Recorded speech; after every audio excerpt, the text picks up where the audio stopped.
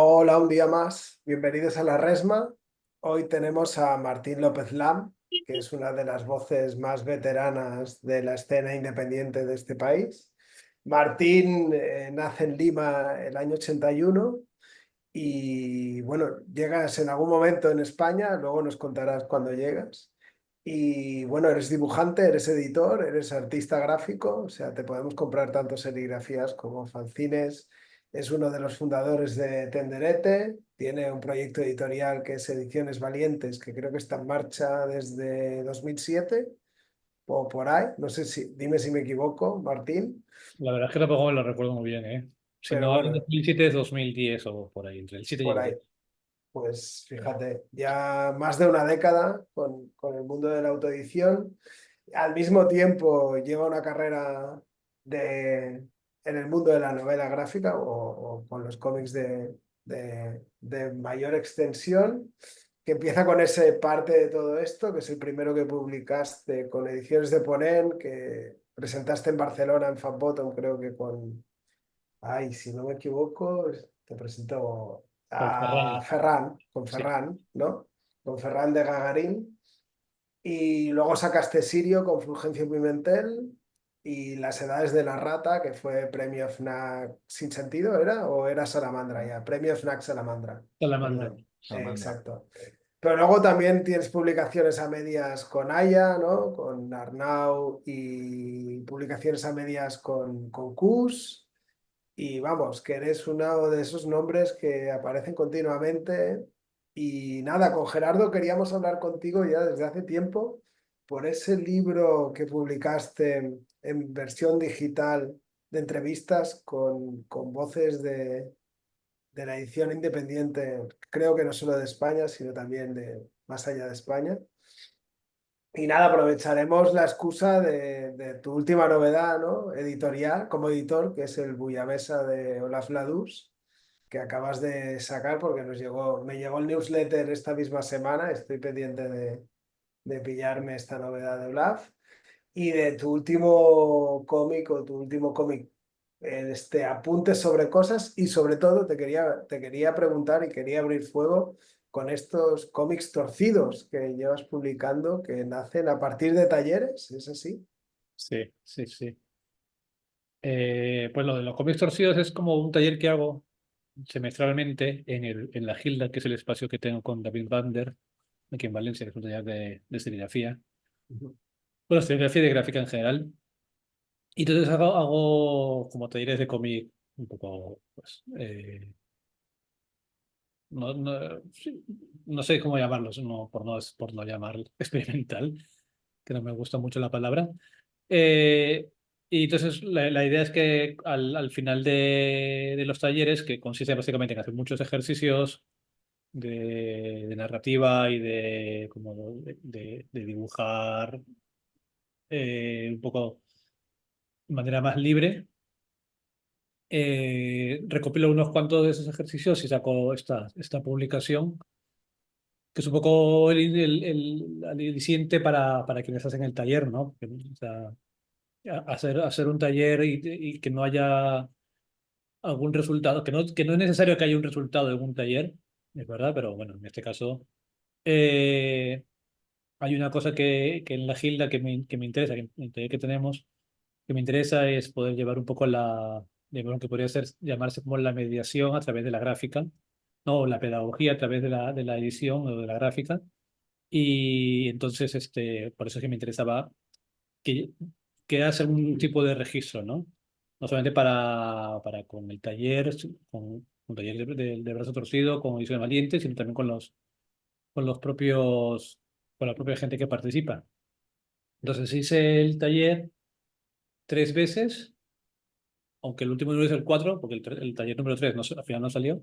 Entonces como que el número escondido, el número que nunca nadie va a encontrar. Y ahora estamos haciendo uno así muy cortito por verano, este, que sería como el cuarto o quinto, digamos. Y después, ¿qué más has preguntado? Por muchas cosas, sí. Marta ha lanzado ahí como... bueno, Hemos avanzado, he tirado la la última charla. novedad, ¿no? Con Olaf también, Ah, que lo de la son Paula, valientes.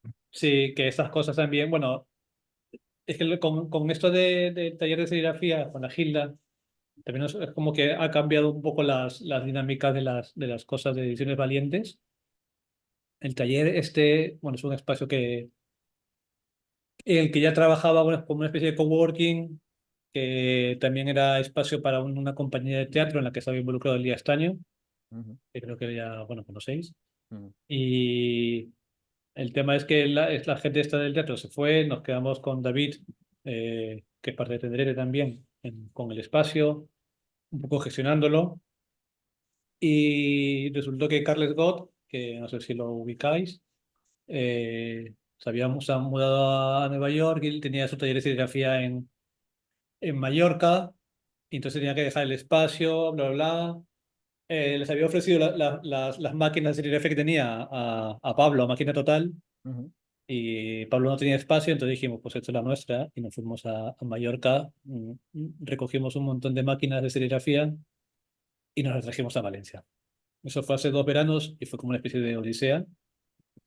Eh, y entonces a partir de tener las máquinas de serigrafía, la dinámica de Ediciones Valiente cambió un poco, ¿no? Porque antes sí que es verdad que trabajaba mucho con el offset, porque me gusta mucho el offset.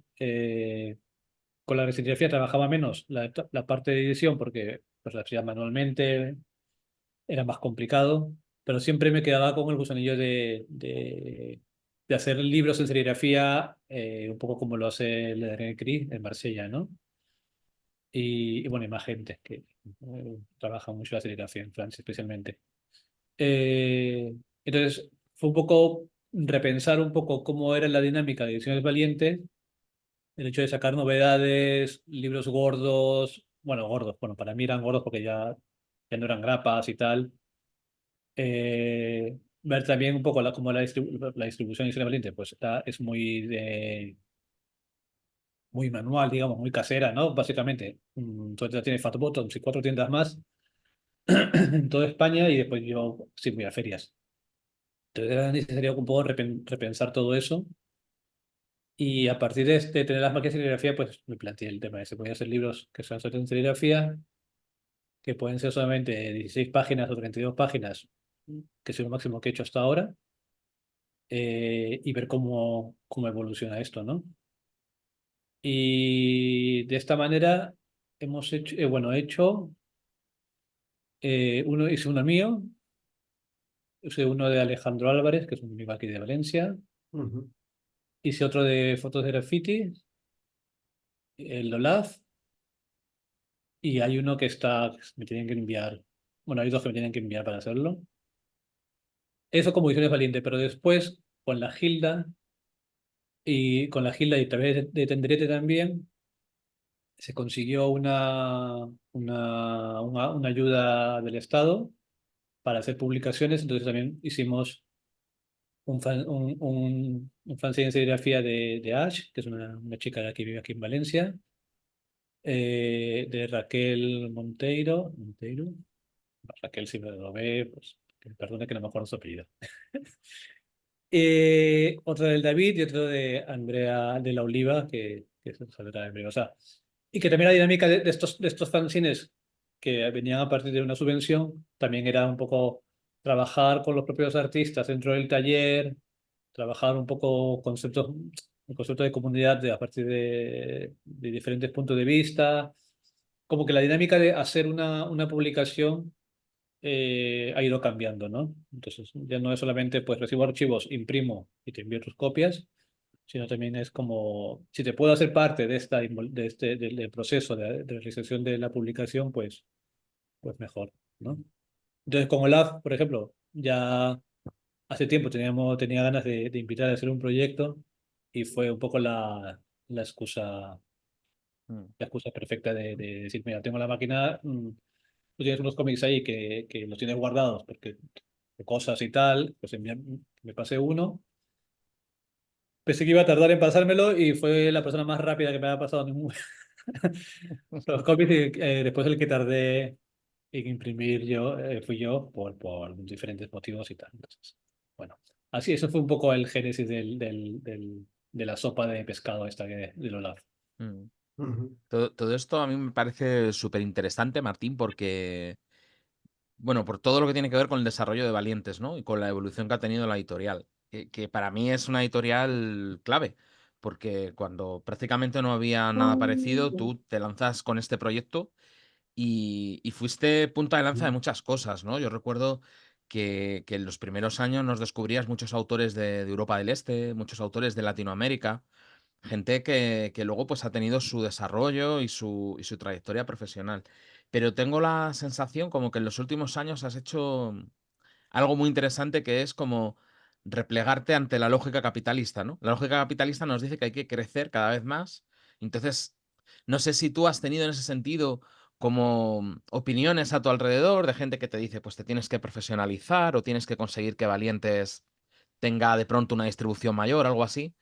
Sí. Lo digo porque tú, es que es eso, has hecho lo contrario, te has ido como a un fancinerismo más militante, más colaborativo, como nos contabas ahora, y has renunciado a lo mejor a otra vía que es la obvia, ¿no? Dentro de una lógica capitalista. Y bueno, fueron varias circunstancias, en realidad. Eh, sí que he intentado ser lo más profesional en unas cuantas ocasiones y que no ha surgido mucho efecto. Ujú. Tampoco creo que tenga yo la capacidad, o que me gustaría, pero no la tengo, capacidad financiera, digamos, o incluso mental o de tiempo real, de vital para realizarlo, ¿no? Eh, no lo sé, ha sido entre que por mi propia forma de ser no lo he, no he dado más, o sea, igual si hubiera dado más fuerza, y hubiera intentado con más fuerza y con más ahínco de no ser pobre, pues a lo mejor hubiera conseguido no ser pobre. Pero no lo he conseguido, no lo sé. Entonces, sí, de alguna forma, también creo que el mundo del fanzine estaba cambiando y yo creo que hasta el 2020, hasta antes de la pandemia y del confinamiento y todo esto, iba hacia un lado y que yo veía o sea, que no me estaba convenciendo del todo. Entonces, por un lado, el mundo editorial de sacar muchos títulos, y por otro lado, el mundo de la autoedición y cómo se estaba desarrollando, ¿no? Eh, de hecho, antes de que surgiera bueno, eso es una cosa que yo tengo en la cabeza, pero igual no es así, y es mi forma o sea, tal como yo lo estaba viendo, ¿no? No tengo datos, tampoco tengo muchas dudas, y entonces, el, el- hasta antes del confinamiento, los festivales, me parece que había como había mucha gente intentando hacerlos, o sea, poner mesa, digamos, pero el público había decrecido, Ujú. ¿no? O sea, yo siento como que había habido una falta de interés del público en general. Y yo creo que era porque lo que estaba pasando allí, o sea, dentro de las ferias, no sé si no llegaba a llenar a la gente o no estaba ofreciendo algo realmente interesante, o de pronto eran las mismas caras de siempre, ¿no? Eh, o sea, por ejemplo, yo recuerdo los tenderetes previos a la pandemia, en los de verano especialmente, en los que no venía nadie. Bueno, viene muy poquísima gente en comparación de los de... Y por eso también un poco que dejamos de hacer los tenderetes de verano, porque la gente prefería irse a otros festivales y porque nosotros no teníamos el tiempo Ujú. real y los ánimos para hacerlos, ¿no? Pero después en otros festivales en Italia, a los que he ido mucho, incluso los de Portugal, sentía de que de pronto estaba viendo menos públicos para fechas muy concretas, para festivales muy míticos que antes lo petaban. Y yo creo bueno, esa es mi lectura, que es una lectura que, bueno, muy parcial, digamos, es de que no estaba viendo como una especie de regeneración, Ujú. tanto de público como de autores, ¿no? Entonces, ya había estado pensando, había estado pensándolo, pero más o menos como que me incliné mucho más hacia el tema este de, digamos, de lo pedagógico, ¿no? De generar nuevos,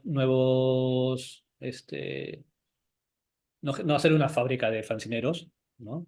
Pero sí más o menos como que enseñar a realizar fanzines, que es una cosa bastante contradictoria y que para muchos, o sea, he tenido yo discusiones con gente que defienden a capa y espada de que no se puede enseñar a hacer fanzines. Y yo antes creía que no, pero ahora pienso que sí. O sea, creo que no hay un manual, pero sí que hay como un proceso en el que puedes acompañar a alguien que está empezando a realizarlos. Eh, por lo que sucedió en el mundo fue que pues eso, la pandemia yo creo que de alguna forma vino muy bien a los festivales, porque todos los festivales que ya estaban más o menos muriendo, murieron completamente, y los que estaban a punto de morir y que no querían morir, pues se renovaron bastante bien, ¿no? De hecho, eh, o sea, hay un festival en Roma, Crack, que para mí es como el Ujú. mejor festival que existe, le tengo muchísimo cariño, a los organizadores y a la gente que he conocido allí. Y, y antes, o sea, hasta hace unos años era como que se estaba yendo un poco. Yo sentía que estaba yendo hacia abajo porque como que siempre eran los mismos participantes, bla, bla. No había mucha como regeneración y, o sea, en los últimos años ha sido como una cosa bestial de no solamente de público general visitante, sino de gente nueva que está haciendo cosas nuevas Ujú. y que de pronto te sorprende, ¿no? Que era algo que ya, o sea, creo que era un poco eso lo que pasaba, que tú ibas a un festival, o menos me pasaba a mí, en el 2019, y no me sorprendía de las cosas que veía. Mm. Que también voy a pensar, bueno, es que yo también voy yendo hace 6 años y ya no me puedo sorprender como cuando tenía 25, ¿no? O sea, ya tengo ya muchos, muchos más. Entonces, obviamente no, pero ahora sí me estoy sorprendiendo otra vez. O sea, yo estoy encontrando cosas con una temática completamente, bueno, distinta a la que era habitual en esos festivales, con relecturas muy de ahora, ¿no? Con cosas de género, de antirraciales, queer, bla, bla, bla, que eran las cosas que deberían estar en los festivales, y no simplemente un mercadillo de cosas indie, ¿no? Entonces, Ujú. este, bueno, no sé qué, no sé qué. No, a mí me Ah, parece sobre súper... Disney Valiente, ¿no? Y sobre el cambio. Entonces, por Mm. eso un poco también, cuando conseguimos las máquinas esas de serigrafía, me ha interesado este hecho de poder hacer el giro de, si este es el momento de, o sea, o nos dedicamos a cambiar, o sea, a seguir lo que estábamos haciendo, sí, lo que estaba haciendo antes, de sacar libros o antologías, bla, bla, bla, o hacer cosas más pequeñas, mm, igual de cuidadas que antes, pero que tengan ya otro cariz, ¿no? Entonces, Ujú. ese sería como, digamos, como el gran cambio, ¿no? Ujú. Esto de los festivales que comentas, no sé qué pensará Mark también, pero a mí igual me resulta súper interesante. Bueno, yo creo que el tema de los festivales de cómic es como uno de mis temas de conversación favoritos, ¿no? Es darle vueltas a cómo hacerlos mejor, cómo llegar a nuevos públicos, cómo dar cabida a nuevas propuestas. Y esto que dices tú, Martín, yo también lo he notado aquí, por lo menos en Madrid, y yo creo que en Barcelona también se ha notado, ¿no? Que de repente te empieza a aparecer gente muy jovencita con veintipocos años, 25, 26 años, haciendo cosas, como dices, nuevas, refrescantes, nuevas propuestas, nuevas temáticas. Pero claro, a mí el dilema que yo veo o el problema que puedo llegar a ver es, y me gustaría saber qué piensas tú también de esto, como organizador de un festival, hasta qué punto los festivales, por muy independientes que sean, por muy alternativos que sean, están siendo suficientemente rápidos y flexibles para incorporar a toda esa nueva gente. Porque al final, y esto te lo digo también como persona que ha sido parte de Graph, claro, tú vas como contrayendo deudas simbólicas, teniendo un conjunto de gente que te ha apoyado el festival, que ha venido siempre, y no siempre es fácil encontrar hueco para esas nuevas propuestas. Y se corre el riesgo, creo yo, de que los festivales que eran alternativos se acaban convirtiendo en una especie de, bueno, mainstream no, pero como una cosa como muy establecida y toda esa nueva gente acabe formando sus nuevos espacios, con lo cual se dan unas dinámicas que van anquilosando o van dejando obsoletas las propuestas. No sé cómo lo Sí, veis esto. Yo es que una cosa en la que hemos tenido mucha suerte en Tenderete es de que la gente que organizaba, los que empezamos Tenderete, eh, ya nos hemos un poco apartado y han entrado gente que ya tampoco es tan joven, pero que al menos es mucho más joven que nosotros, ¿no? O sea, que ya tenemos 40, pues los que están organizando ahora tienen 30, ¿no? Y entonces la visión y el tipo de contenido que hay también está acorde a lo que ellos están buscando, ¿no?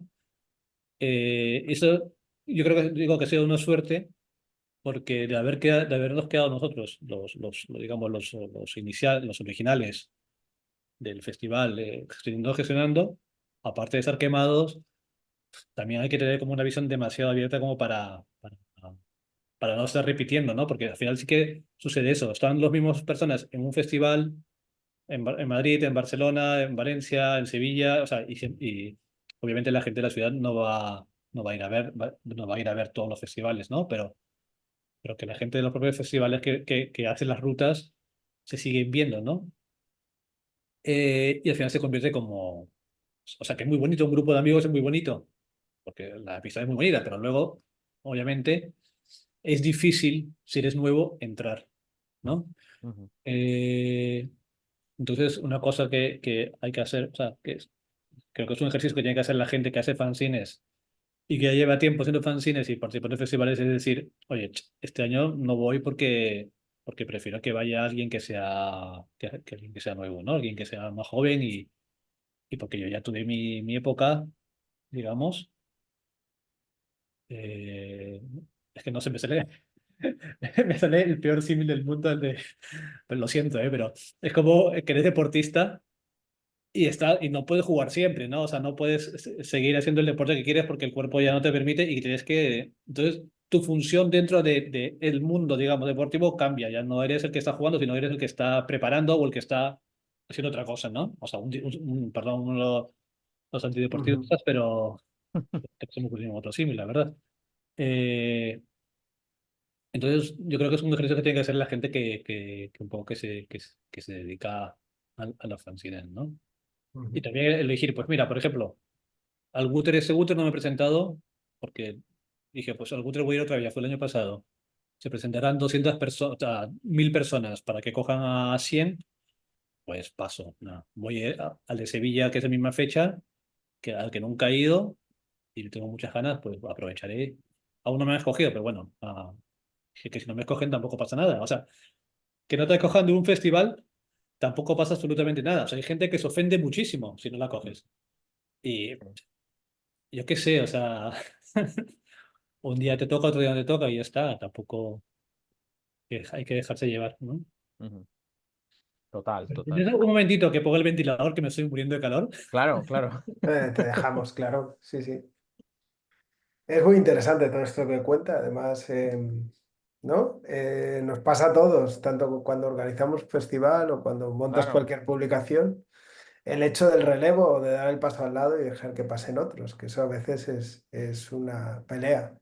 No, ahora mismo nosotros en Patac que estamos organizando, nos es fácil coger gente fresca o gente desconocida porque es un festival que empieza en Lleida, que va por su segunda edición y que la gente lo que queremos es que entre gente nueva y nos es fácil, pero al mismo tiempo está la doble pulsión, ¿no? De querer traer gente ya con más recorrido para, ¿no? Como claro. mover gente, es un equilibrio delicado.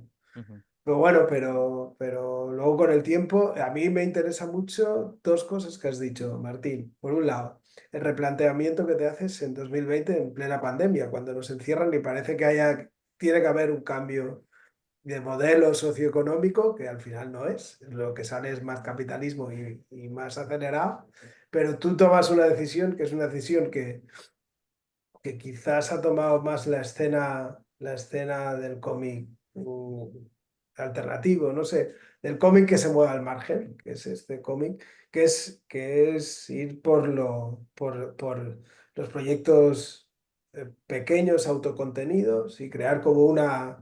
Como un entorno seguro, un entorno de creación y me lleva a preguntarte por este cambio, ¿no? de enseñar a la gente a hacer fanzine, que quizás que eso es muy interesante, porque creo que es una pata muy interesante para que la gente se implique, para que crezca. Lo que nos has dicho una reflexión que era como que cada vez se quedan los cuatro de siempre y cada vez hay menos gente, pero el hecho de enseñar a crear es la manera, no sé si lo ves así, de ampliar este universo, de que más gente se anime a crear, a practicar el fancineo y que esto coja otros caminos inesperados y nuevos. Y no sé si esto, y ahí va otra pregunta más que lanzo, si esto va unido con tu paternidad o no tiene nada que ver, o tiene más que ver con el encierro. No, porque ya había empezado a trabajar el tema de la pedagogía antes.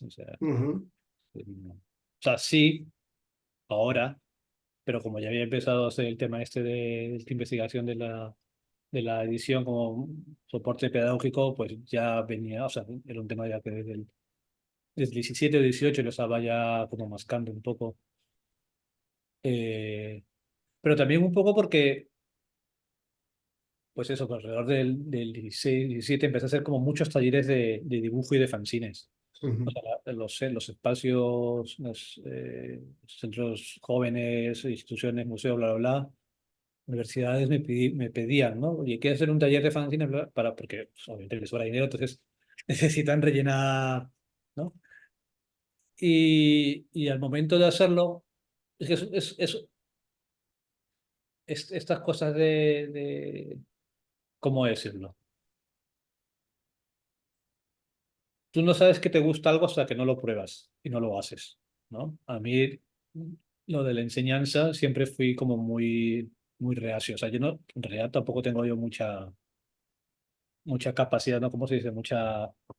Ay, Mucha mucha vocación. vocación, mucha vocación. Ujú. De hecho, no tengo vocación por la enseñanza. Pero la situación me ha empujado a tener que hacerla.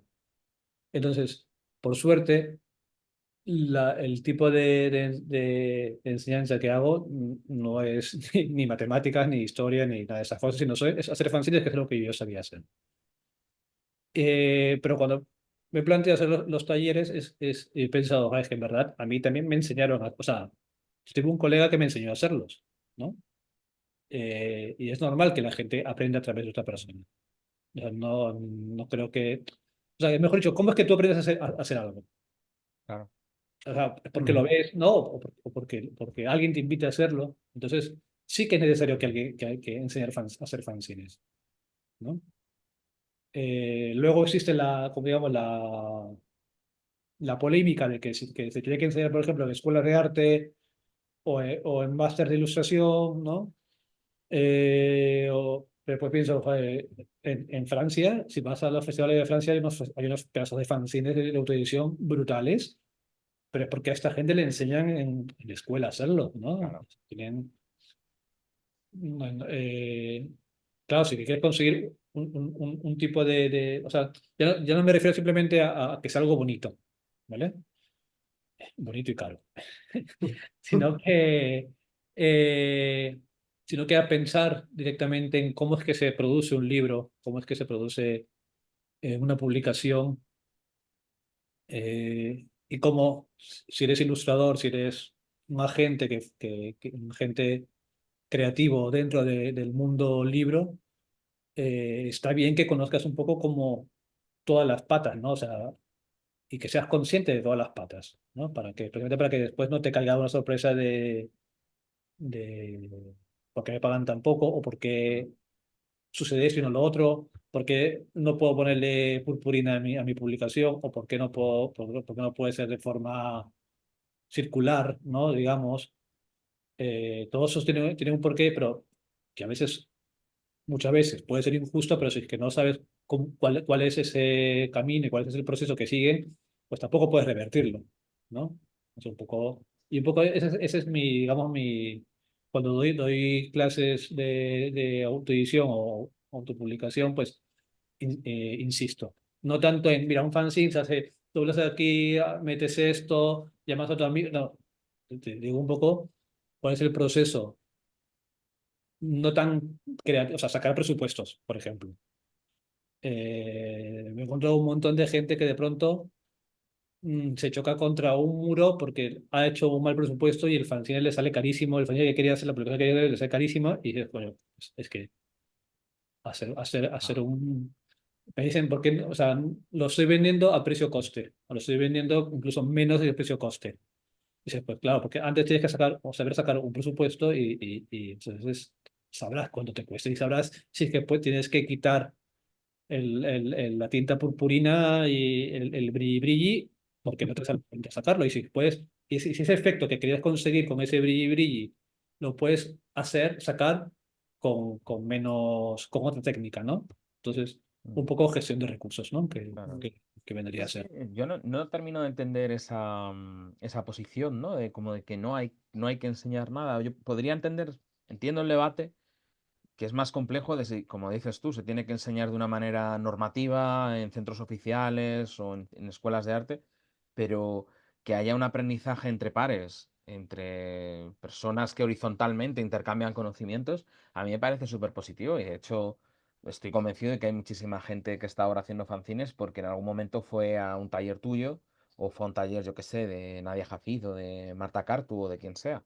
Y a mí eso me parece que solo puede ser enriquecedor, no es decirle a la gente cómo tiene que dibujar, ni de qué tiene que hablar, sino, como dices, ¿no? Darle herramientas para que puedan poner en marcha sus propios proyectos. Mm, sí, sí. Bueno, pues el debate siempre va a estar ahí. O sea, yo creo que Mm, aunque llegues a una conclusión, a la semana siguiente volverá. O sea, que no. mm. Y al hilo también de todo esto que estamos hablando, ¿no? De cambios, que parece que es la palabra clave de la charla, es el cambio, ¿no? La transformación de los proyectos y demás. Eh, Ayer pensando un poco en tu obra, me doy cuenta de que hace ya tiempo que no publicas una novela gráfica con una editorial. Y yo no sé si esto tiene que ver con, bueno, que a fin de cuentas es algo muy costoso y en tiempo y en esfuerzo y no es tu momento, o es algo más deliberado por tu parte, que te quieres centrar en proyectos más de autoedición, con otro tipo de propuestas. Ahora me dices que el mes que viene sacas una novela gráfica con Random House y ya me dejas roto, pero... No, eso. A ver, después que terminé lo de la rata, sí que me tomé como. Me dije, voy a tomarme unos 6 meses, 8 meses, Ujú. como de hacer otras cosas, otro tipo de cosas. Y también porque, bueno, hay circunstancias de que o sea, van surgiendo proyectos que se van adelantando, que son más urgentes que hay que solucionar más pronto. Entonces sí que hay un proyecto de un libro. Y también lo que me pasa, que me pasa mucho. Y yo creo que también tiene que ver un poco con todo esto de por qué no he profesionalizado o por qué simplemente no saca volumen. Es que he intentado hacer cosas muy grandes y me doy cuenta que no funciono haciendo cosas muy grandes o que no tengo mi capacidad mental no me da para hacer megaproyectos, que funciono mejor haciendo proyectos pequeñitos. Entonces, cuando acabé lo de la rata, dije, por eso el próximo libro quiero que sea de 600 páginas, ¿no? Y puse, y me puse a escribirlo. Además, con la experiencia de haber hecho ya el de las ratas, que era un proceso como, fue un proceso como completamente distinto a los otros libros, en el que el texto tenía que estar antes de terminar de dibujar, que una cosa que yo siempre acababa el texto después de dibujar, o sea, primero dibujaba y luego escribía muchas veces, pero como eso tenía que pasar por diferentes personas para por las correcciones, Mm. tenía que tener el texto más digamos, masticado y solucionado antes. Entonces me propuse escribir más texto, bla, bla, bla. O sea, como que intenté coger todo lo que había aprendido de hacer el libro de la rata, hacer un libro grande, digamos, como de forma seria, ¿no? Y con unos parámetros muy de editorial grande, seria y comercial.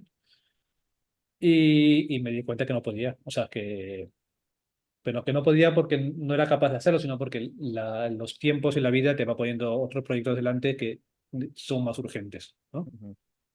Y una vez hice como, no sé cuántas páginas he hecho, 120 o así, y empecé a moverlo, y pues sucede lo que pasa siempre, ¿no? De que muchas veces no hay cabida, ¿no? Entonces me planteé mucho, pues dije, pues este proyecto tan grande, pues tengo que reducirlo. Y lo fui reduciendo hasta que me topé, que es otra cosa que me pasa siempre, de que estoy haciendo una cosa, un proyecto, y de pronto hay algo de ese proyecto que lo puedo sacar, que lo puedo separar y hacer otra cosa que me gusta mucho más. Entonces, de ese proyecto que estaba haciendo de esas 100 páginas, saqué un detallito y he hecho otra historia, otras 100 páginas, que las tengo allí, pero que por suerte ahora sí ya tengo un respaldo editorial como Ujú. para sacarlo, ¿no? Qué bueno. Pero son cosas como que también es un poco eso, yo creo que cómo funciona el proceso, ¿no? Con lo de la rata, por ejemplo, tenía una fecha límite de entrega Ujú, y aquí no. Entonces, y el anterior libro, que era, o sea, no fue Sirio, después de Sirio vino el título no corresponde, que es el ujú. de Roma. Y ese también tenía una fecha límite de entrega, porque, bueno, era para un evento. Entonces, con esos dos libros, los últimos, digamos, con el del título no corresponde y el de la relata, fui como muy a prisa, ¿no? Y me di cuenta que eso no quería ir lo más lento. Pero claro, con lo que dicen, sin prisa pero sin pausa, y lo mío fue con prisa pero con muchas pausas, ¿no? Entonces, claro, eso cuando vas parando todo el rato, se va, se va diluyendo la fuerza un poco. Eh, pero bueno, por suerte he aprendido dos cosas, bueno, tres cosas, creo. Una, que me gustan los proyectos, las ideas de proyectos muy grandes, megalómanos. O sea, creo que he encontrado como una obsesión hacia encontrar gente que ha querido hacer un proyecto muy grande y ha fracasado. Eh, Dos, que yo no puedo hacer proyectos muy grandes. Y tres, que no me gustan los proyectos muy grandes porque después, o sea, es que me pillé el libro siempre lo comento con colegas, pero me pillé el libro de Mariana Enrique, de Nuestra parte de la noche, y no lo acabé de leer, no porque no me gustó ese libro, sino porque no podía llevármelo a ningún lado. Era imposible. Y tengo el libro bueno, o sea, estoy viendo lo que quieres tendría. Tengo todos los libros que son así de gordos, o sea, todos los libros que son gordos nunca me los acabo. Pero no porque no me gusten, sino porque no puedo, o sea, son incómodos. Entonces, pedí a la gente que pararan de hacer libros gordos, por favor. Con lo que me gusta el manga, que es así pequeñito y tal. Ujú. eh, entonces, no sé. Hacemos un llamamiento desde aquí, ¿eh? Yo, yo, Hacemos un llamamiento a la gente que no haga más libros gordos, por favor, yo ¿no? tengo una propuesta, Martín, que es, no sé si te lo has planteado nunca, que es publicarlo en capítulos, en En partes, capítulos. como hace Matti Hagelberg, ¿no? Con el Lasky Moses Pero lo que pasa con los capítulos es que si sucede algo y nunca lo acabas, tendrías que haberlo acabado todo y después sacarlo por capítulos. Bueno, eso, ahí sí. Ahí queda, ahí queda. Pero bueno, es Tengo una el, opción, no el- sé el si libro de nunca te lo... Torices, el de María me. Entonces los tengo allí que digo, es que eso no me los voy a leer porque, o sea, sí que me gusta leerlos, son bonitos. Pero leérmelos, es más que nada por la comodidad, ¿eh? También es un llamamiento a los editores. Sacar libros de tapa blanda y de bolsillo, por favor, que eso se ha perdido un poco. Total, sí, sí. Hombre, Oye, ¿y una qué? edición tan común de Cornelius o de Por culpa de una flor. Sería... Las ideas son súper bonitas, o sea, son fantásticas. O sea, Apa y quién es el que maqueta Sergi, ¿no? O sea, creo Sí. Sí. que es fantástico lo que hace. Pero yo como lector, como comodidad, que me gusta leer en el autobús, que voy en el autobús solamente para leer, Mm. eh, sí, los libros de bolsillo son mis amigos. Ujú. Oye, Martín, ¿y qué nos puedes contar de ese proyecto del que dices que llevas 100 páginas? ¿Va a ser un poco en la línea gráfica de las edades de la rata o cambias? Es una historia que no tiene voz en off, Ujú. porque le decían mucho. Siempre usas voz en off, no sé qué cosa, y cartuchos de texto muy grandes, bla, bla, bla. Y yo, "Bueno, es una historia que no tenga voz en off". De hecho, casi no tiene nada de texto. y es Ujú. muy ambiental, y es muy de ciencia ficción. Ujú. Bueno, muy de ciencia ficción es muy fácil decirlo. Es como, digamos, para mí es ciencia ficción. Eh, digamos, post-apocalíptica, digamos, no sé, también porque un poco toca, ¿no? O sea, y ya está, y es una historia más o menos corta de tres niños que se despiertan en un pueblo abandonado y tienen que más o menos descubrir qué es lo que ha pasado, ¿no? Ujú. Eh, no sé si conoces un juego que se llama Insidious, Inside.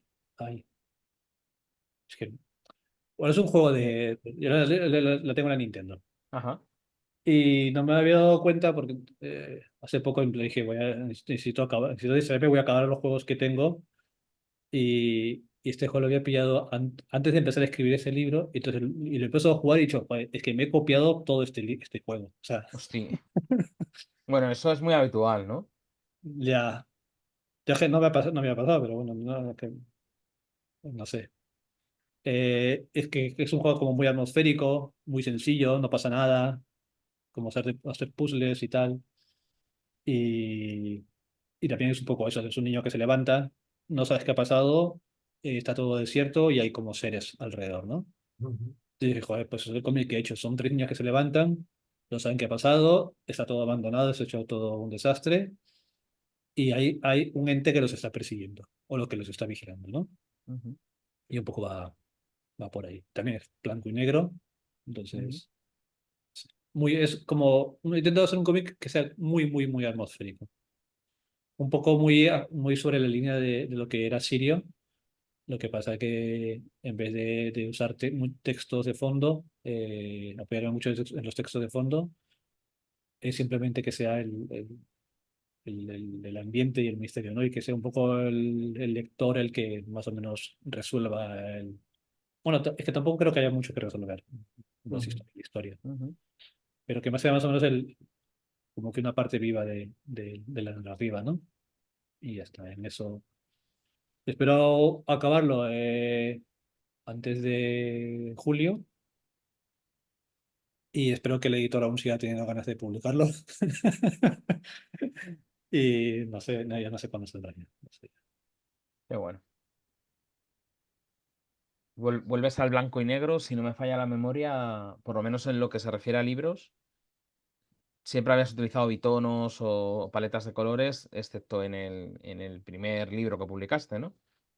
Sí, a mí es que el blanco y negro me gusta mucho por la fuerza que tiene. Ujú, Y siempre he sido muy de blanco y negro. A pesar de que mucha gente crea que lo mío es el color, que ha sido mucho culpa de la serigrafía. ujú, Y el único libro que es a colores, pues es el de la rata, ¿no? sí, Que Ujú. es un poco, porque comercialmente el color es lo que más se lleva, digamos. ujú, Pero sí, me interesa mucho el blanco y negro. Además, los autores que más me gustan, que soy Andrea Bruno y Jaime Hernández, son blanco y negro. puro, sí, sí, además, ni Sí, siquiera grises, es. sí, sí, sí, escalaristas muy contrastados, con muchas texturas y tal. Entonces, mm, Ujú, qué sí, bueno. estoy muy contento. O sea, a ver, también ha pasado desde que he empezado hasta el punto donde estoy. Hay cosas que ya no me gustan del principio, que igual, pero no me gusta redibujar, ¿no?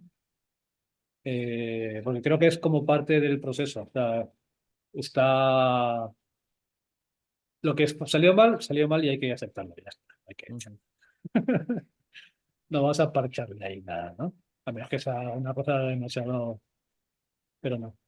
ujú. Y estás trabajando, no sé hasta qué punto trabajas todo manual o utilizas el ordenador para dar el acabado No, final o.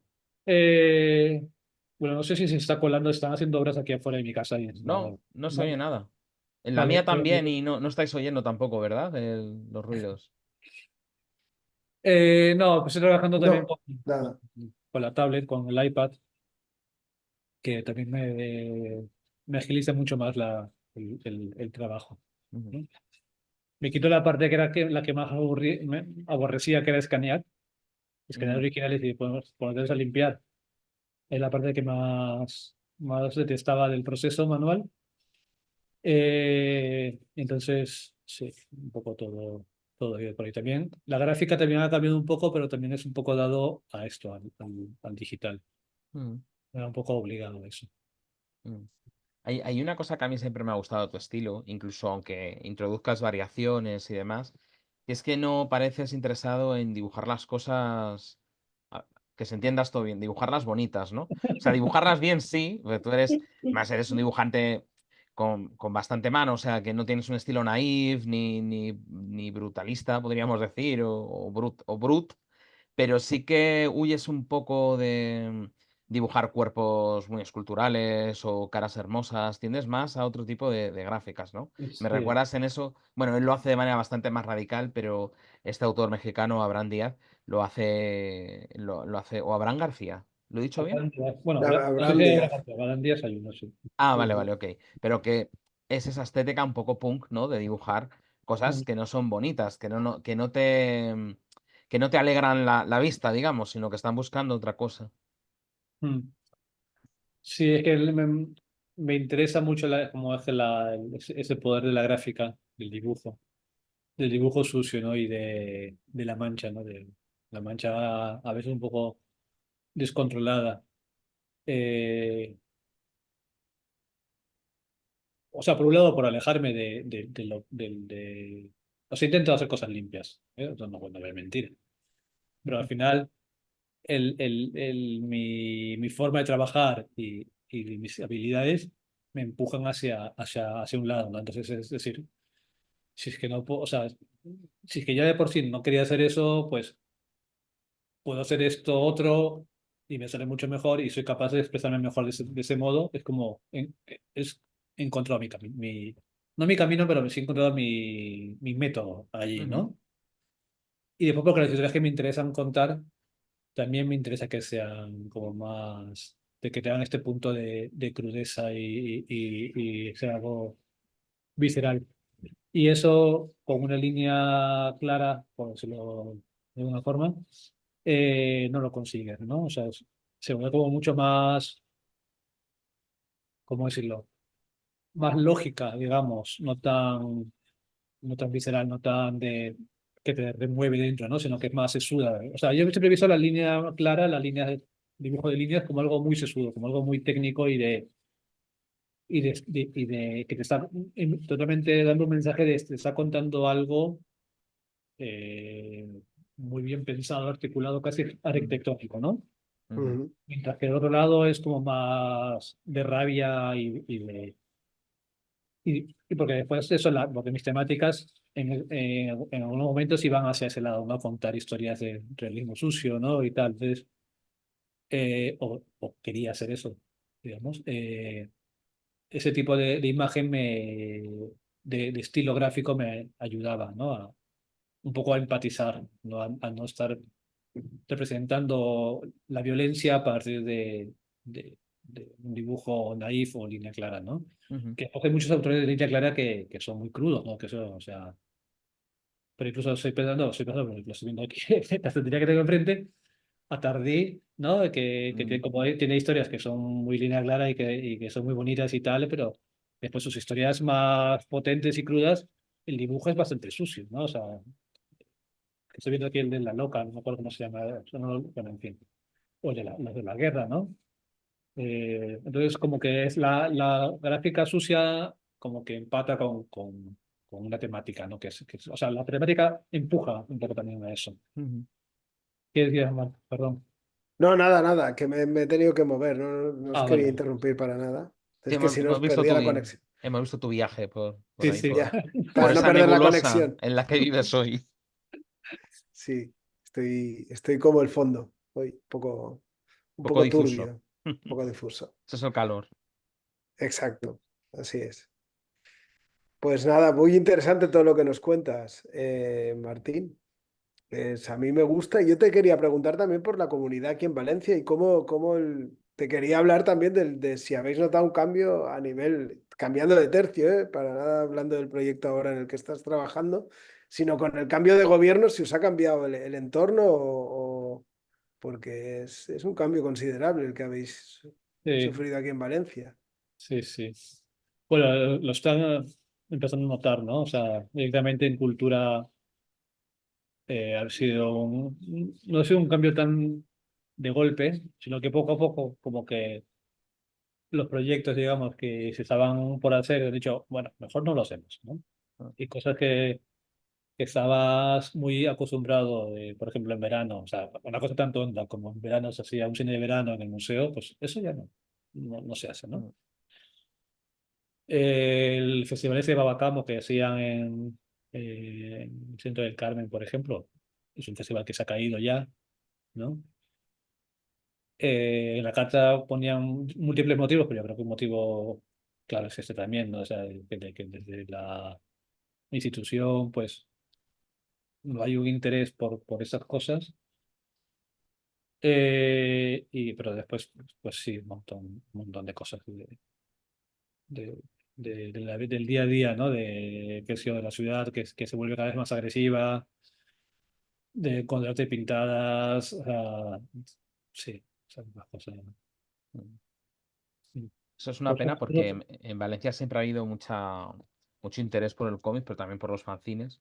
Incluso en los últimos años se estaba viendo como diferentes iniciativas para catalogar, para conservar, ¿no? en el Iván, En el ¿no? IBAM, sí, sí, Ujú. sí. Aparte del proyecto, bueno, que antes lo mencionabas, ¿no? A Álvaro con eh, no, ¿mencionaste a Álvaro? Bueno, no es Álvaro Pons, quiero decir, que donó también su colección de fanzines al IBAM. Está el proyecto de fanzinología también. Mm, sí. Sí, pues también estaba el del Centro Micharmut, ¿no? El Mm, de documentación de cómics, que Claro. ya estaba medio parado. Yo creo que ya eso directamente mm. se lo van a quitar. Eh, sí, mucha. O sea, pero que era obvio que iba a pasar y que yo creo que. Ahora hay más problemas como por ejemplo, con el tema del puerto también, de la horta, de que ya directamente van a quitar zona de horta para construir. Bueno, es como las cosas que al menos se mantenían un poco a raya y un poco la gente de los barrios podía luchar a duras penas y a duras penas a veces conseguir algo, a veces no, pues ahora directamente ya Claro. hasta que no aguantar 5 años de esto y ya está. Mm, Pero por otro lado también, yo creo que un poco hay que ver un poco el- lo bueno y lo malo, ¿no? Que es que también había o sea, estamos volviendo como hace 10 años en el que estaba el PP y en que había mucha autogestión, ¿no? Entonces, que muchas de esta autogestión se fue diluyendo en cosas de apoyo de aquí del gobierno local, ¿no?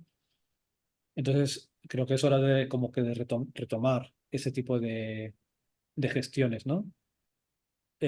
Con Tenderete, por ejemplo, siempre estuvimos un poco al margen hasta los últimos años y de hecho ya en la última edición o sea, fue un cambio radical de tener que buscar un espacio completo, o sea, que otros años hubiera sido impensable pero que este año, pues por suerte, pudimos llegar a un acuerdo y conseguir en la Rambleta y tal, pero volver que sea, al centro del Carmen o al teatro y tal, que lo hacíamos antes, eso ya creo que ya mm, no se va a dar, ¿no? claro. Se puede dar a veces ese riesgo de depender demasiado de lo público. Es un poco paradójico porque siempre queremos que haya ayudas públicas para la cultura, pero claro, luego tiene este efecto rebote, ¿no? Que tú comentas. Cambia el signo político, entra un partido que no valora esa cultura o que no está dispuesto a gastar dinero en ella. Y si tú has desmontado, digamos, tus redes de autogestión, tus sistemas para poder sacar adelante las cosas porque has tenido esa ayuda pública, te puedes acabar viendo en una situación de que ya no sabes, ¿no? Cómo seguir adelante. Sí, sí, exacto. Creo que también hay una cosa con esto. O sea, tú puedes hacer muchas cosas hasta cierto punto de manera más o menos autogestionada. Ujú, Ujú. Eh, y esos puntos donde no llegas, la institución debería ser capaz de poder llegar, ujú, ¿no? O sea, o de solventarte esos problemas. que puede ser seguridad, por ejemplo, o sea, principalmente seguridad y que de pronto pues no aparezca la policía en tu evento, ¿no? Digamos. Pero claro, obviamente ya ahora, o sea, antes se podía luchar y pues se podía pedir y se podía llegar a un consenso, pero ahora directamente ya no se puede. O sea, no creo que, al menos para nosotros puede ser ya incluso hasta implanteable, ¿no? En plan de, "Es que no me apetece seguir en esta dinámica y trabajar con este tipo de personas. Y ya está. Aquí también, por ejemplo, por suerte, Álvaro Pons está en la NAU, tiene Mm, la carrera de cómic, entonces la NAU, por un lado, al ser la universidad, tiene cierta independencia todavía, ¿no? claro. Entonces, todos los eventos que se hacían allí, yo creo que se seguirán haciendo. De hecho, Ujú. bueno, lo de la jornada de cómics, creo que se hará en septiembre, y después eventos pequeños como la jornada de ilustración y otros par más que hay, se seguirán. Pero también porque eso, sí, siendo una ente más o menos independiente la universidad, ¿no? Mm, Sí, Valencia también es un territorio históricamente acostumbrado a resistir los embates de la derecha, que es cuando lo que tú repuntas, puedes repuntar esta autosuficiencia o este campo de autoedición, ¿no? O este autoorganizarse, mientras vienen estos años de que nos has comentado antes, ¿no? Para luego coger el impulso. Pero es interesante también lo que comentaba Gerardo, ¿no? De tener estas redes de no depender excesivamente de lo institucional para no encontrarte luego que no, que eres inoperativo, que ya que desapareces. Que eso no sé si tú que has viajado por Europa y pienso en países como en Francia, si eso podría darse, porque ahí sí que parece que es como un territorio en el que la ayuda pública, no solo en Francia, sino en otros países de Europa, si luego eso puede resentir en estos festivales de independientes por los que te mueves, Mm. eh, que siempre parece que hay un apoyo institucional, ¿no? Y bastante considerable. No sé si eso puede ser un riesgo o no, no lo sé. Sí, yo creo que es un... Es que el tema, al menos aquí en Valencia, nuestro mayor problema siempre fue el espacio, los espacios donde realizar los eventos.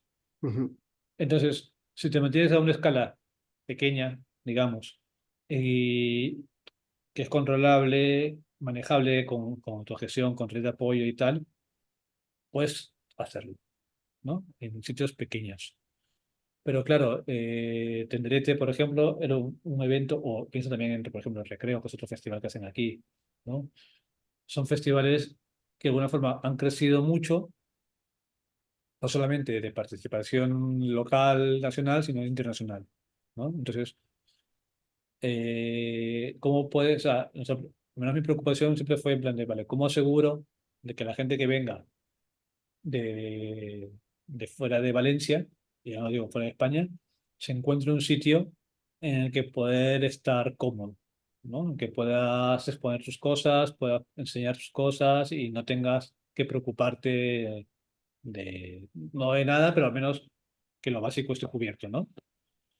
Entonces, claro, tenías que llegar a un consenso con espacios tipo el museo, o sea, el Iván, el Centro del Carmen, el Teatro de la Mutant, las naves, la nau, no sé. Hablo de espacios que más o menos nos han ayudado a todo esto. ujú, Eh, o ya pasar a cosas privadas, ¿no? A espacios privados en los que también hay otro tipo de exigencias.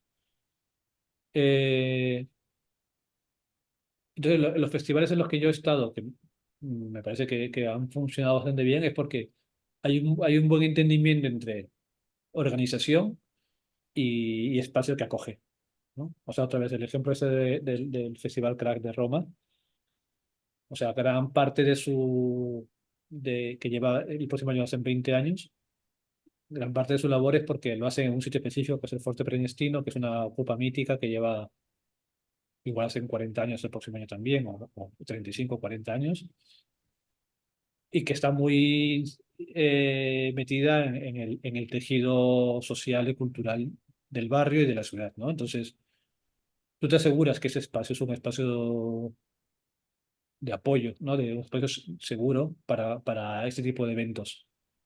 Si no existiera ese espacio, quizás las condiciones y la magnitud del festival no serían las mismas, Claro. ¿no? Entonces yo creo que y el problema de Valencia, no sé si es que pasa lo mismo en Barcelona, eh, o pasa lo mismo en Madrid, es que no existen esos espacios, ¿no? Que directamente si quieres hacer un evento para poner 200 mesas, o sea, el último creo que fui, que fue hace el año pasado, fue una burrada porque eran como 600 participantes. Wow. O sea, que tampoco es saludable, ¿eh? Y este año han sido menos, han sido 300 o así. Pero bueno, un espacio que sea capaz de soportar todo ese tipo de gente, ¿no? Primero, que el espacio lo soporte y después que el barrio lo soporte, ¿no? O sea, todo el volumen de visitantes que pueda haber es algo que hay que pensarlo mucho. Ujú. Y eso sucede si es que creces. Si no creces, si te quedas en una feria pequeña, un evento pequeño de 40 mesas, 30 mesas, pues igual lo puedes hacer en cualquier bajo.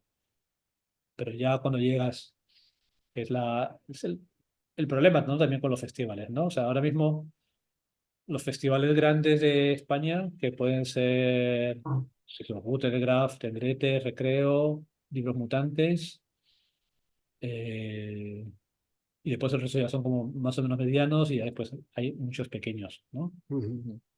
Entonces, o por ejemplo, estoy pensando en festivales, festivales y sitios donde lo hacen, ¿no? Por ejemplo, el Graf que lo hace siempre el mismo espacio, ¿no? Ujú. El de Murcia que lo hacen en la biblioteca, ya desde hace varios años. Claro.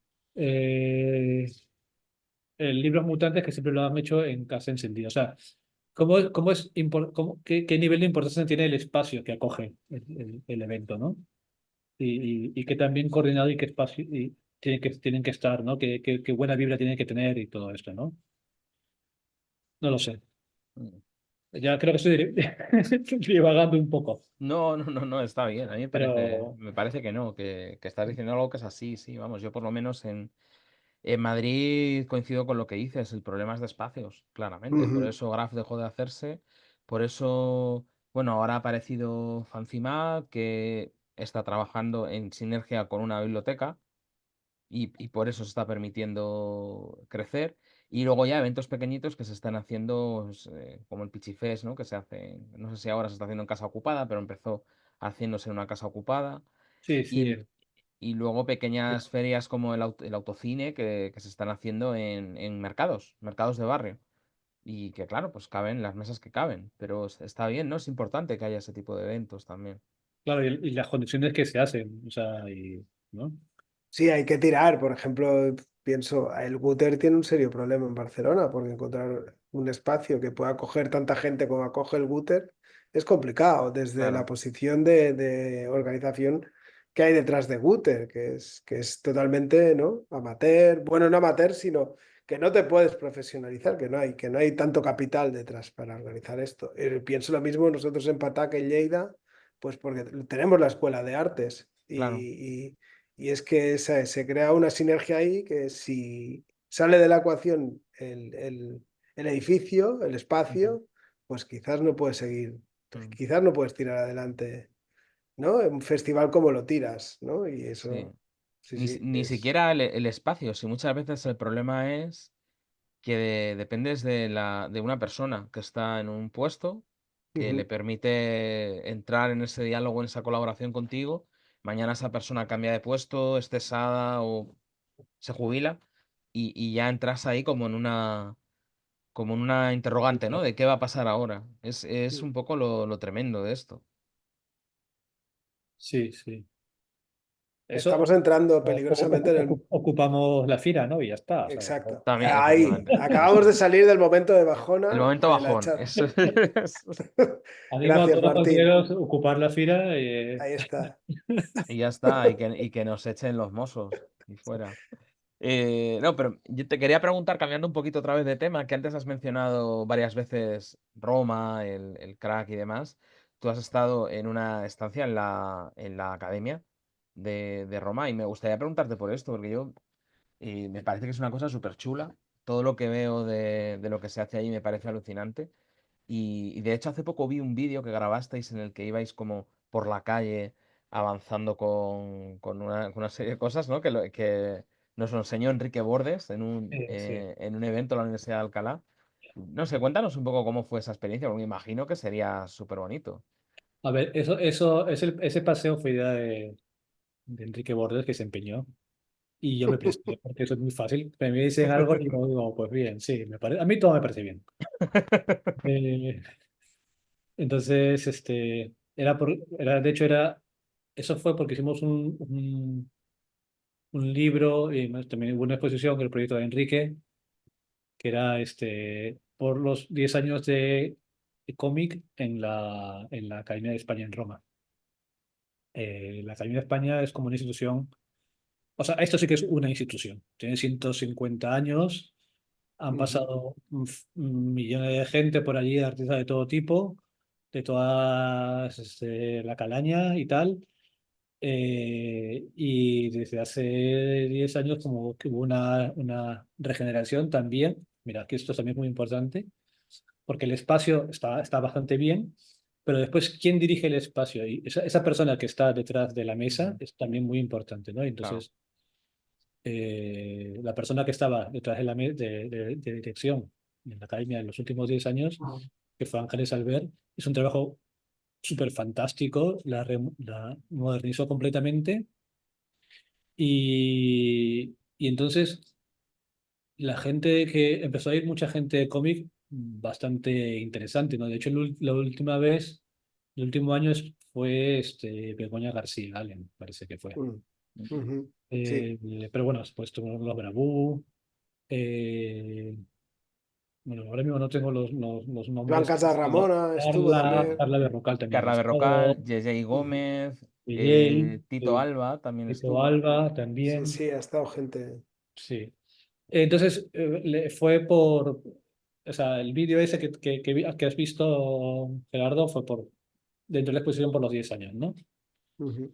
Y bueno, fue una experiencia bastante buena, bastante como de crecimiento personal, digamos, y era una beca bastante, bueno, no sé si sigue siendo para cómics, sigue siendo bastante desconocida. Yo me enteré porque se lo vi a Álvaro Ortiz, que había estado el año anterior, Ujú. y a quién más, a Miguel Cuba y a Federico Pasos, ¿no? Se los había visto a ellos y entonces aproveché de tirarla y tuve la suerte de que me la den, ¿no? Y con un proyecto del libro que era El título no corresponde, Ujú. Ujú. de allí, y otro que se llama Yala también.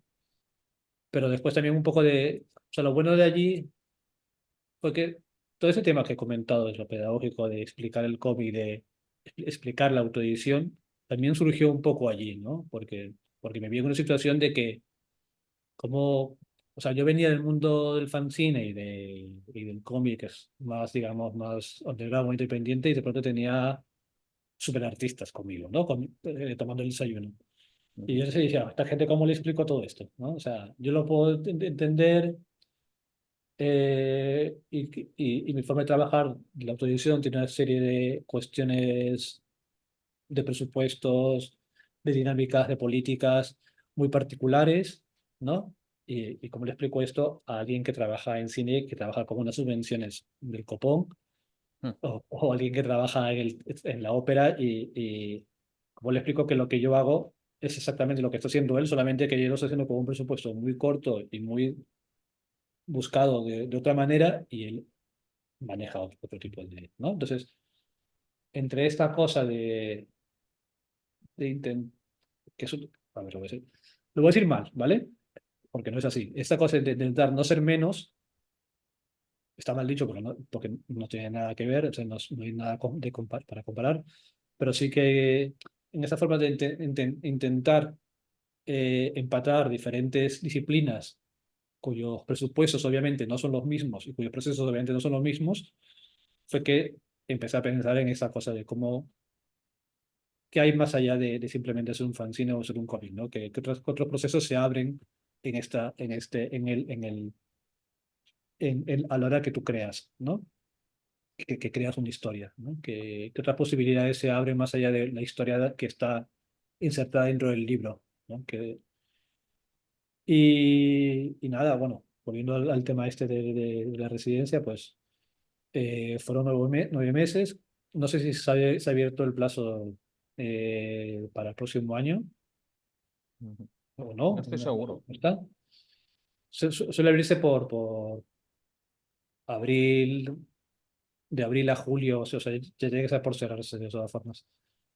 Y después estás ahí 9 meses, de entre 1 y 9 meses, y no sé.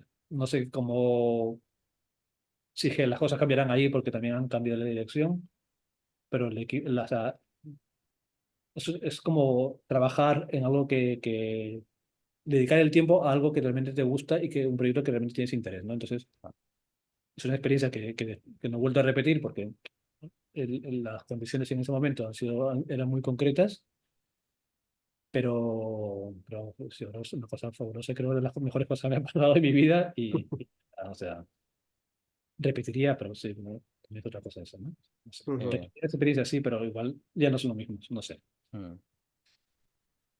No sé si nunca has intentado en Angoulême o alguna residencia. Sí, estuve en Angoulême también.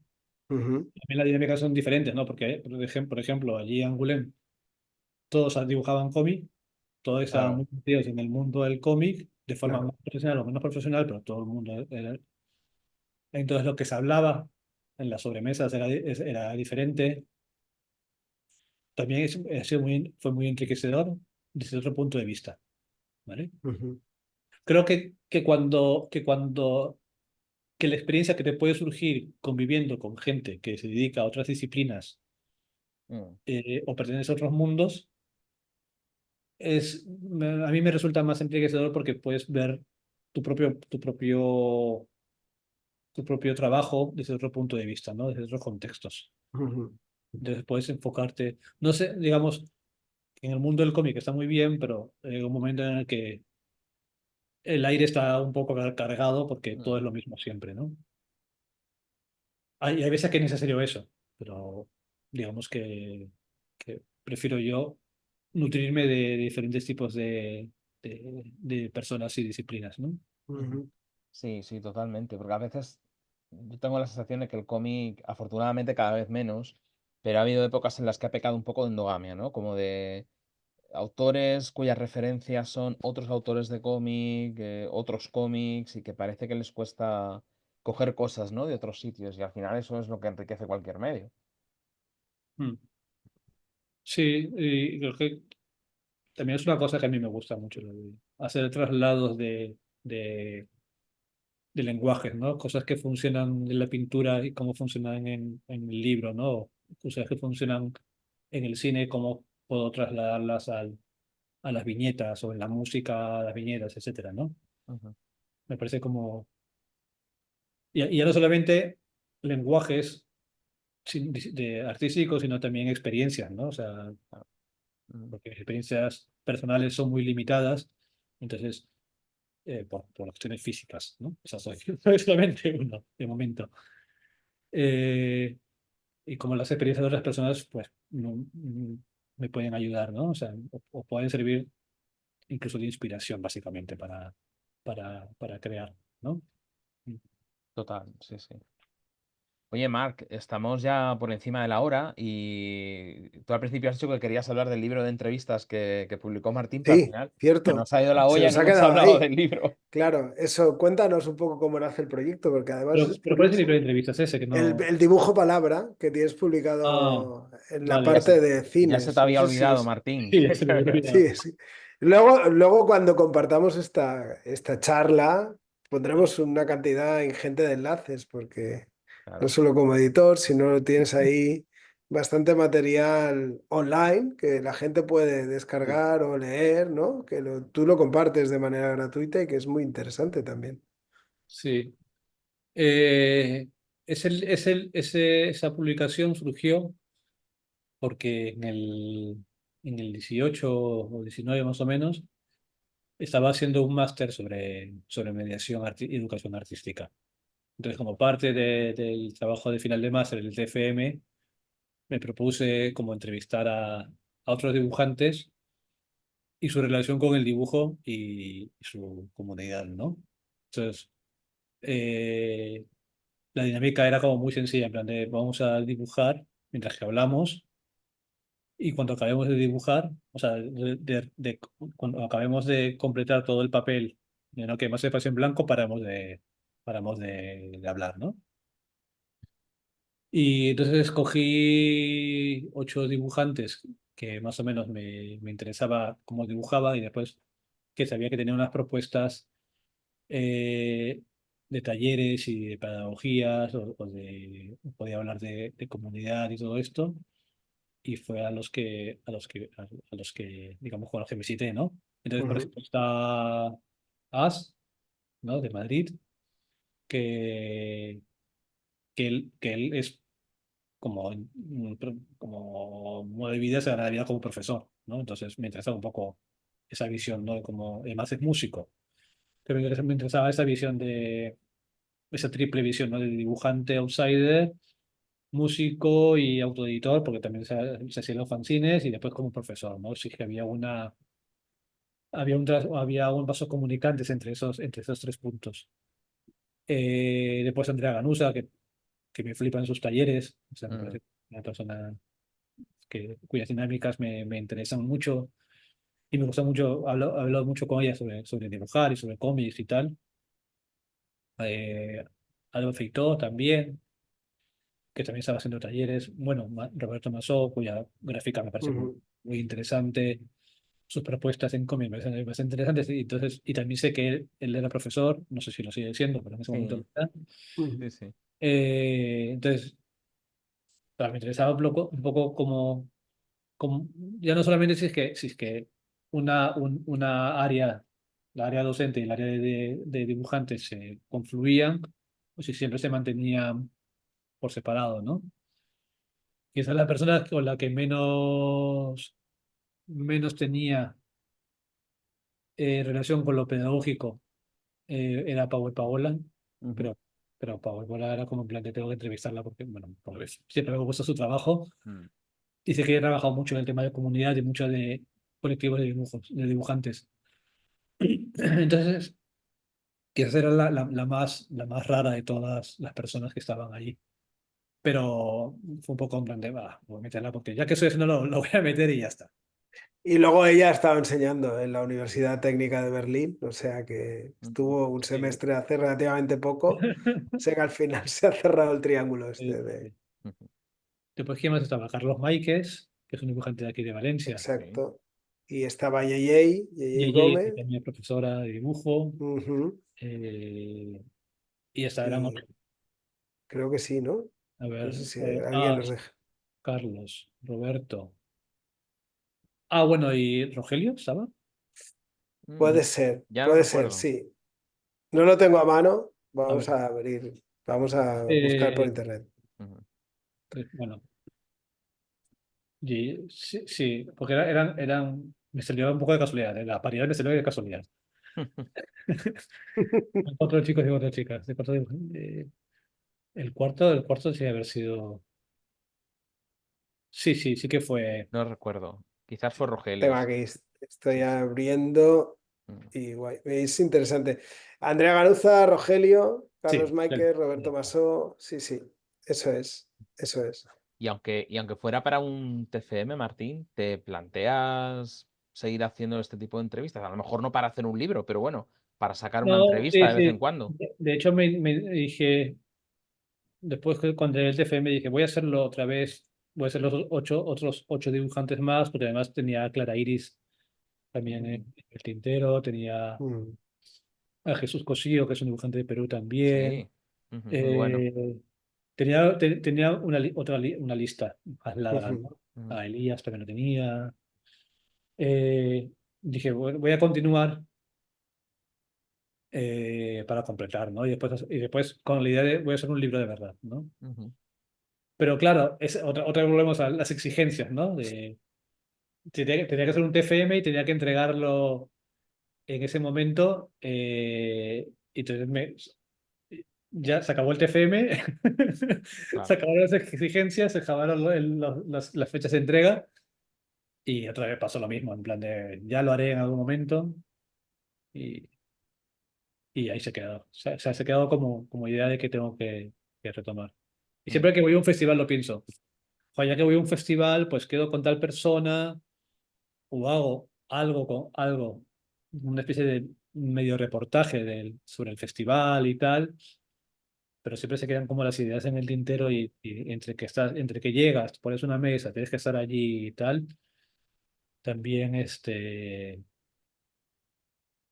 también se van comiendo las cosas, ¿no? sí, Que es total. otro punto, o sea, que también me lo he planteado, vale, no voy al festival, no voy al Gutra, por ejemplo, no voy al Graf, voy de visitante o voy para trabajar, voy para hacer otro tipo de dinámicas, ¿no? Que me Ujú. interesan. Pero claro, también cuando vas a un festival a vender fanzines o por lo que sea, también tienes esa cosa económica de que te pagas el pasaje, bla, bla, bla, Claro, la estancia, todo eso. Si es que vas simplemente a hacer un proyecto que no vas a ver dineritos, pues igual no. Los dineritos tienen que llegar de otro lado, ¿no? Digo yo, para hacer el proyecto. total, sí, sí, sí. Ujú. Pero bueno, es una idea, son ideas que están allí, ¿no? De hacer otra publicación con otros dibujantes. Mm. Mm. Pues estaremos Pues, pendientes ahí, Martín, a ver, porque a mí me pareció súper interesante, mm, la verdad, el enfoque. No se suele ver mm, ese tipo de entrevistas y a mí me gustó bastante. ujú. Ah, Lo pues nada. pondremos, lo enlazaremos para que la Eso. gente, si no ha llegado a él, que pueda llegar. Y nada, así, la verdad no sé si que nos queda algo, Gerardo, ahí, o algo, Bueno, Martín, que no, por quedarnos mogollón, muchísimas cosas, porque evidentemente. Martín ha hecho 10 millones de fanzines, pero yo creo que si os parece, a no ser que Martín tenga alguna cosa así que anunciar o que quieras comentar, yo creo que lo podemos dejar aquí, que ha quedado una cosa interesante. Sí, sí. Ya cuando haya algo que anunciar real, ¿sabes? Pues nada, les diré. O que lo anuncien, no sé, en fin, no sé. No se puede anunciar cosas que están todavía en el aire. Claro, claro, no, no, no, No, no. no, no. Ya nos has contado mucho del proyecto que Exacto, llevas entre eso es. manos, o sea que ha sido muy interesante. Ha Mm. sido una charla muy, muy, muy interesante, la verdad. Ah, Martín, estaba pendiente, ha sí. estado muchos meses ahí en Ha sido barbecho, difícil, pero al ha final. sido difícil, pero lo hemos conseguido. Mm. Y tal. Nada, muchas gracias a ustedes por la invitación y Un placer. nada, Nada, muchas ya vi. gracias a ti, Martín. Y como siempre decimos a la gente que nos sigue y que poco a poco ahí va creciendo el canal y que está disfrutando de las charlas. Y bueno, Marc, también podemos despedirnos ya hasta septiembre, ¿verdad? Ya nos vamos a tomar unas merecidas vacaciones y en septiembre empezaremos con nueva Exacto. temporada. Con Y, más y- ganas y con más charlas y nada. Y con menos calor. y Y menos con menos calor, calor. eso es muy importante. Esperemos. Eso es muy Y nada. importante. Y aprovechemos. Yo me despido con un tochal, precisamente de esas bonitas lecturas de verano, No que se allí ve, no no lo se vais a ve. ver, no se ve, pero Acércalo bien, acércalo. Ah.